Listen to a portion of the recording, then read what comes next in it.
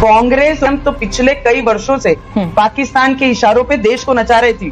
मेरा सवाल आपसे यह है कि क्या अब देश की राजनीति में वो मुकाम आ गया है जहां हम गरीबी की बात नहीं करेंगे, हम भुखमरी की बात नहीं करेंगे, हम शिक्षा की बात नहीं करेंगे, हम रोजगार की बात नहीं करेंगे, हम अगर बात करेंगे तो हम सिर्फ हिंदू मुसलमान पर आकर केंद्रित हो जाएंगे। तो क्या एक समाज के उत्थान की या समाज के विकास की बात करने में अब हम नेताओं को, हमारे देश के नेताओं को ऐतराज होने लगा है? शायद आप मोदी जी के इतने काम गिनाती तो शायद आज आप मेरे साथ इंटरव्यू में नहीं होती, तो मुझे भी आपसे बात करनी पड़ी।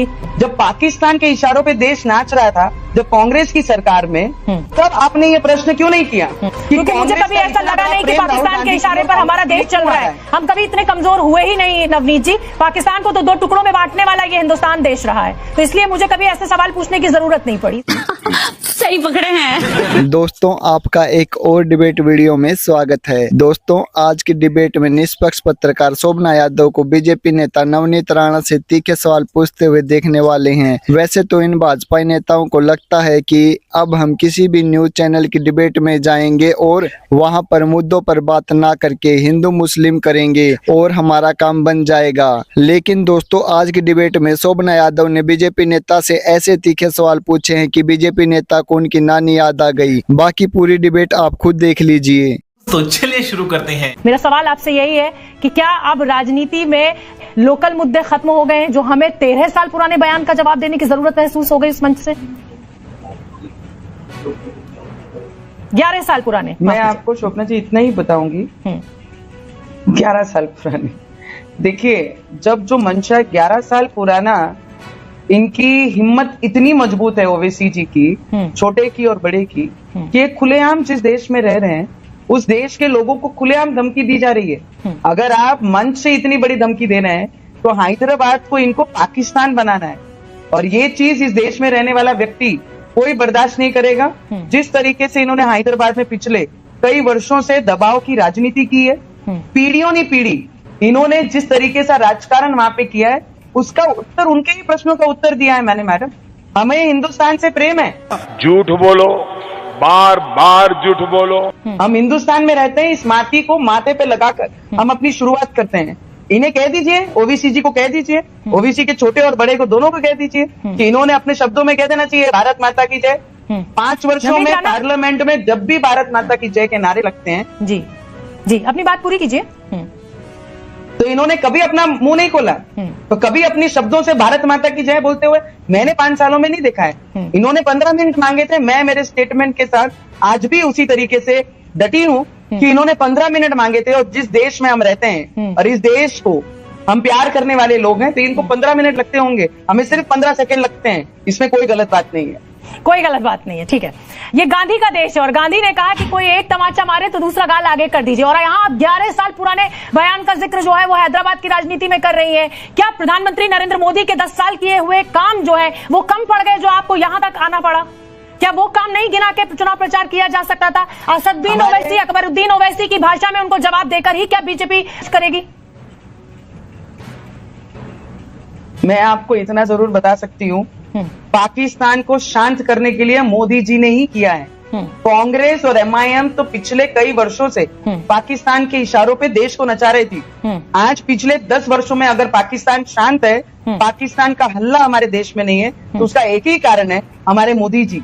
चड्ढा समझाओ, इसे समझाओ। ऐसे खिलौने बाजार में बहुत बिकते हैं, मगर इसे खेलने के लिए जो जिगर चाहिए ना, वो दुनिया के किसी बाजार में नहीं बिकता। मोदी जी के कार्य को अगर मैं गिनने लग जाऊं तो मुझे लगता है पूरा महीना खत्म हो जाएगा, और मोदी जी के विकास कामों की गिनती खत्म नहीं होगी। जिस तरीके से ये राजकारण हैदराबाद में कर रहे हैं, पूरे देश में हेट्रेड फैलाने की कोशिश पिछले कई वर्षों से कर रहे हैं। पार्लियामेंट में 3 तलाक की बात होती है, तो इनके बयान जब आते हैं, 33% आरक्षण जब महिलाओं को देने की बात आती है, तो ओबीसी एक ऐसे मेंबर है, मेंबर ऑफ पार्लियामेंट, जो इसका विरोध करते हैं।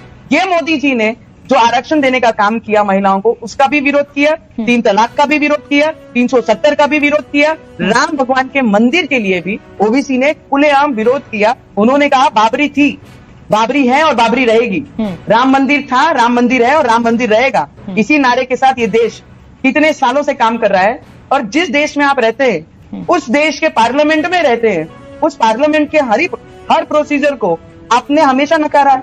भारत माता की जय आपको बोलनी नहीं है, आप क्या विकास करेंगे? आप सिर्फ हेट्रेड स्पीच के लिए हर जगह जाते हैं और अपने समाज के लोगों को एकजुट रखने के लिए और पाकिस्तान का प्रेम लोगों में दिखाने के लिए। कांग्रेस और MIM दोनों भाई भाई हैं। जिस तरीके से राहुल गांधी को पाकिस्तान से प्रेम के संदेश आ रहे हैं कि मोदी जी को हराओ और कांग्रेस को, राहुल बाबू को चुन के लाओ, इस तरीके के प्रेम के संदेश पाकिस्तान दे रही है। हम तो हिंदुस्तानी है भाई, हम तो हिंदुस्तान में रहते हैं और हिंदुस्तान की मट्टी से प्रेम करते हैं। आपने कहा हिंदुस्तान के विरोध में काम करेगा, ठीक है, उसके विरोध में हर एक हिंदुस्तान। जी नवनीत जी, आपने कहा कि हैदराबाद को पाकिस्तान बनाने की कोशिश कर रहे हैं असदुद्दीन ओवैसी और अकबरुद्दीन। क्या इस देश की पुलिस पर, इस देश की सरकार पर, केंद्र में आप हैं और तेलंगाना में कांग्रेस की सरकार है, क्या आपको बिल्कुल यकीन नहीं है, इस देश की सेना पर आपको यकीन नहीं है कि दो शख्स अकबरुद्दीन ओवैसी और असदुद्दीन ओवैसी हैदराबाद को पाकिस्तान बना देंगे? आप क्रोनोलॉजी समझ लीजिए। ये तो जनता को भ्रम में रखने वाली बात हो गई ना। हमें हमारे सैनिकों पर हमको पूरा विश्वास है। जिस सैनिकों की जाने गई और वो पाकिस्तान के कारण जाने गई, और अगर वो पाकिस्तानी प्रेम हमारे देश में अगर ऐसे लीडरों के शब्दों में दिखाई देता है तो हम जैसे लोग और हमारे देश के नरेंद्र मोदी जी ये बर्दाश्त नहीं करेंगे। हम नहीं बर्दाश्त करेंगे। तो मतलब देश में अदालतों की, पुलिस की कोई जरूरत नहीं है, हम आपस में एक दूसरे को जवाब दे देंगे, वो हमें गाली देगा, हम उसे गाली देंगे? मैडम, मैं तो बहुत देशभक्ति वाली हूँ। मैंने तो बहुत सरल तरीके से कहा है। उन्होंने कहा है कि हिंदुस्तान में पुलिस को हटाइए, 15 मिनट हम लोगों को दीजिए। मैंने तो बहुत सरल तरीके से कहा है, जिस हिंदुस्तान से हम प्रेम करते हैं, जिस हिंदुस्तान की माटी से हम प्रेम करते हैं, आपको 15 मिनट लगते होंगे, जो बाहर से आकर हम लोगों को दम दे रहे हैं, हम लोगों को धमका रहे हैं, तो हमें सिर्फ 15 सेकेंड लगेंगे। हम तो भगवान के भक्त हैं, हम उन्हें मान के इस क्षेत्र में आए हैं, लोगों की सेवा करने आए हैं, तो मुझे लगता है हम धमकियों से नहीं डरते। उन्हें ये बताना बहुत जरूरी है। वो सोचते हैं कि उन्होंने कोई भी चीज मंच पे आएंगे, धमका के चले जाएंगे और इस देश के लोग बर्दाश्त करेंगे। नहीं मैडम, हम भक्त जरूर है, हम हिंदू लोग शांत जरूर है, पर किसी की धमकियों का उत्तर नहीं देंगे, ऐसा नहीं है। आप कहाँ थे ज्ञानी बाबा? नवनीत जी, आप राजनीति में पुरानी हैं, संसद में कई बार पहुंची हैं। मेरा सवाल आपसे यह है कि क्या अब देश की राजनीति में वो मुकाम आ गया है जहां हम गरीबी की बात नहीं करेंगे, हम भुखमरी की बात नहीं करेंगे, हम शिक्षा की बात नहीं करेंगे, हम रोजगार की बात नहीं करेंगे, हम अगर बात करेंगे तो हम सिर्फ हिंदू मुसलमान पर आकर केंद्रित हो जाएंगे, हम जातियों पर आकर केंद्रित हो जाएंगे। कोई कहता है लोकतंत्र खतरे में, संविधान खतरे में, कोई कहता है कि ये आएंगे, ये सत्ता में आएंगे तो SC और OBC का जो हक है वो मुसलमानों को दे देंगे। तो क्या हम एक समाज के उत्थान की या समाज के विकास की बात करने में अब हम नेताओं को, हमारे देश के नेताओं पर ऐतराज होने लगा है? आप देखिए हमारे पार्लियामेंट के स्पीच, आप देखिए हमारे नरेंद्र मोदी जी की स्पीचेस, आप देखिए पिछले 10 वर्षों में जो GDP का जो पोजीशन थी 10वें स्तर से हमारे देश को 5वें स्तर पे मोदी जी ने लाया। कई करोड़ घर गरीबों को मोदी जी ने दिए। एजुकेशन में गवर्नमेंट मेडिकल कॉलेज बनाए, एम्स को लाने में और एम्स को सबसे ज्यादा देश में और नंबर्स बढ़ाने में मोदी जी ने काम किया। जहां 75 वर्षों में 72 सिर्फ एयरपोर्ट से उसको 150 नंबर लाने के लिए मोदी जी ने काम किया। तीसरे स्तर पे देश को लाना है तो मोदी जी बढ़िया बातें कर रहे हैं। तो यही बातें आपने चुनाव में क्यों नहीं कही? कहां आप अकबरुद्दीन ओवैसी के 11 साल पुराने बयान का जवाब देने में लग गई? क्योंकि आपको ये लग रहा था कि अगर मैं अकबरुद्दीन की बात करूंगी तो ध्रुवीकरण होगा। इतने बढ़िया आपने काम गिनवाए मोदी जी के, तो ये आपने क्यों नहीं गिनवाए वहां से? मैंने सब गिनवाए मैडम, आपने सुने नहीं होंगे। मेरे हर स्पीच में अगर आपने देखा तो गरीबों को, गरीब महिलाओं को, आने वाले समय में इतने करोड़ लोगों को आज भी 75 वर्षों के बाद भी 10 वर्षों में हमने पानी की बात की है, हमने लाइट पहुंचाने की बात की है, हमने घर देने की बात की है, हमने मेडिकल कॉलेज बनाने की बात की है, हमने नर्सिंग कॉलेज बनाने की बात की है, हमने एयरपोर्ट डबल नंबर करने की बात की है, हमने 10वें स्तर पे 5वें स्तर पे GDP लाके खड़ी की, अभी 5वें से तीसरे पे लाके खड़ी करेंगे। ये झूठ है, झूठ है, झूठ है। 75 वर्ष कांग्रेस ने सरकार चलाई, पर ये सब चीजें 75 वर्षों के बाद भी अगर मोदी जी को काम करना पड़ रहा है तो ये सोचने वाली बात है इस देश में कि कांग्रेस ने 75 वर्षों में किसका विकास किया, खुद के परिवार का किया या देश का किया? देश का 75 वर्षों में नुकसान किया। हाँ, नवनीत जी, कभी आप हनुमान चालीसा पढ़ने बैठ जाती हैं, कभी आप इस तरह का बयान दे देती हैं, तो क्या माना जाए कि ये राजनीति का एक न्यू नॉर्मल है कि हमें सत्ता पानी है, सत्ता में रहना है, तो खबरों में रहना है, तो कुछ ऐसी बात कीजिए कि खबरों में बने रहें? शायद आप मोदी जी के इतने काम गिनाती तो शायद आज आप मेरे साथ इंटरव्यू में नहीं होती, लेकिन अब आपने ऐसा बयान दे दिया तो मुझे भी आपसे बात करनी पड़ी।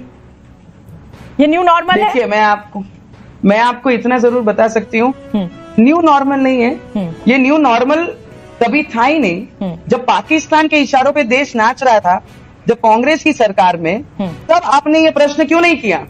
क्योंकि मुझे कभी ऐसा लगा नहीं कि पाकिस्तान के इशारे पर हमारा देश चल रहा है। हम कभी इतने कमजोर हुए ही नहीं नवनीत जी। पाकिस्तान को तो 2 टुकड़ों में बांटने वाला ये हिंदुस्तान देश रहा है, तो इसलिए मुझे कभी ऐसे सवाल पूछने की जरूरत नहीं पड़ी, इसलिए मैंने आपसे ये सवाल किया।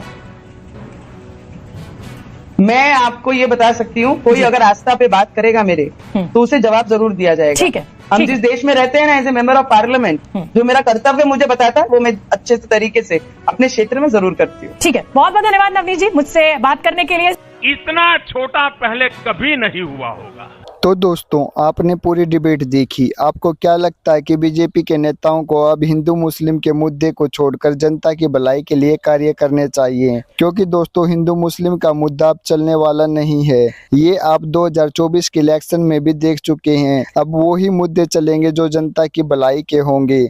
आप अपनी राय हमें कमेंट में बताएं और वीडियो पसंद आए तो वीडियो को लाइक करें और चैनल के ऊपर नए तो चैनल को सब्सक्राइब करके बेल आइकन को ऑन कर लें। चलिए दोस्तों, मिलते हैं अगली वीडियो में। तब तक के लिए जय हिंद, जय संविधान।